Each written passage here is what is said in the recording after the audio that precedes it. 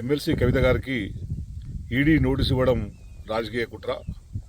దేశంలోని ప్రతిపక్ష పార్టీల నాయకులందరినీ వేధిస్తున్న బీజేపీ ప్రభుత్వం సిబిఐని ఈడీని రంగంలో దింపి వేధిస్తుంది అనడానికి ఇది ఒక తార్కాణంగా కనిపిస్తుంది.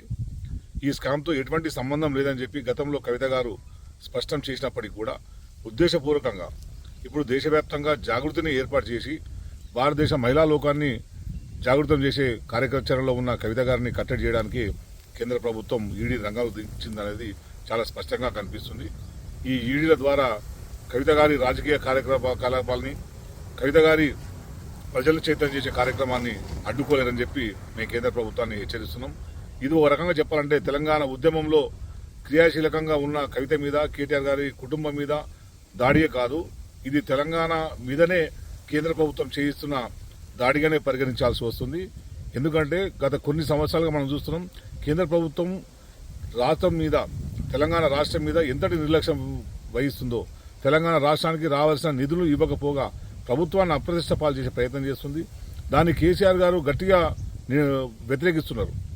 ఈ రాష్ట్రంలో కొత్త రాష్ట్రం, దీనికి రావాల్సిన నిధులు ఇవ్వాలని చెప్పి చాలా గట్టిగా పోరాడుతున్నారు.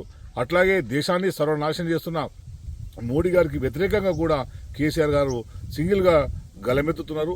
దేశంలో కేసీఆర్ గారు తీసుకొస్తున్న వాదనకి దేశం మొత్తం కూడా సంపూర్ణమైన మద్దతు కనిపిస్తుంది.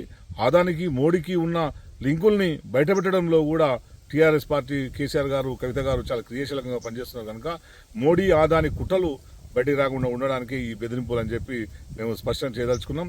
నిజంగా ఈడీకి కానీ సిబిఐకి కానీ నిజాయితీ ఉంటే ఆదానికి మోడీకి ఉన్న లింక్ ఏందో మీరు తేల్చండి.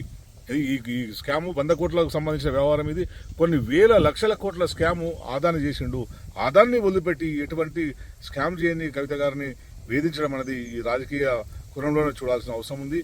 దీనికి తెలంగాణ ప్రజలు మోడీకి, బీజేపీ ప్రభుత్వానికి బుద్ధి చెప్తారని చెప్పి ఈ సందర్భంగా మేము తెలియజేసుకుంటూ, ఇప్పటికైనా దర్యాప్తు సంస్థలు నిష్పక్షపాతంగా వ్యవహరించండి, రాజకీయ పార్టీలకు లొంగి రాజకీయ కుట్రలు చేయొద్దని చెప్పి మేము వారికి ఈ సందర్భంగా హెచ్చరిక జారీ చేస్తూ మేమందరం కూడా కవిత గారికి సంపూర్ణంగా మద్దతు ఇస్తున్నాం.